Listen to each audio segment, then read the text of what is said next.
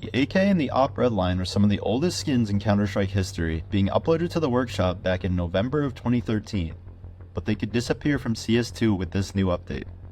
Creator of these weapons, MK, originally named these skins Elegant Red, and he released other variations of these skins, including a gold version and a blue version. Could you imagine having an AK blue line in CS? Little did he know at the time, over 10 years ago, that these skins would become the icons of the CS skins scene and would change his life forever. Recently, MK has been updating these skins to fit the new CS2 models since the release of CS2, but not in the way you might think. If implemented by Valve, this could mean the end of the Redline.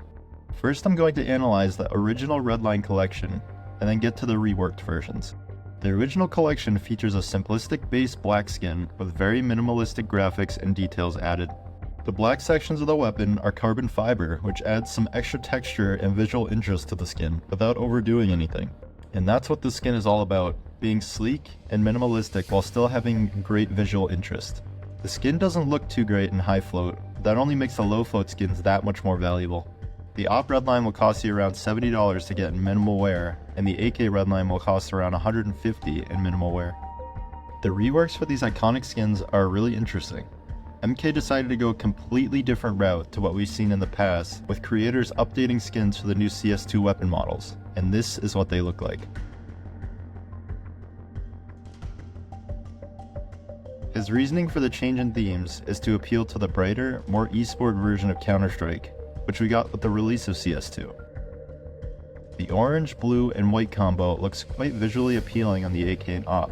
However, when comparing with the simplistic look of the original Redline Collection, it just doesn't feel like the same skin, or even the same family of skins.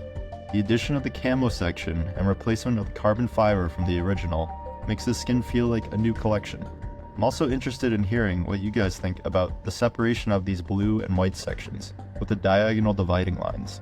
Is it too much, or do you think it works with the design? Either way, overall I think the design for the reworks is great, but just not for the Redline. It works as a new skin in my opinion, and wouldn't mind Valve bringing these to a new case. I don't think Valve would ever consider updating the Redline Collection to these new designs anyways, just because of how different they look compared to the originals, but it's interesting regardless. These skins are too iconic to be fully changed and would cause a huge fluctuation in the market price of these weapons, upsetting a lot of fans and a lot of investors in the skin. MK stated in his workshop description that he was trying to change the name of the Redline to the Streamline, so maybe Valve could treat this as a sequel to the Redline Collection. MK should definitely rework the original CSGO design for the new weapons as well, because I'm sure many fans would love to see that. Something similar to the way that JTPNZ reworked the Print Stream Collection. You should go back and watch my video if you haven't already.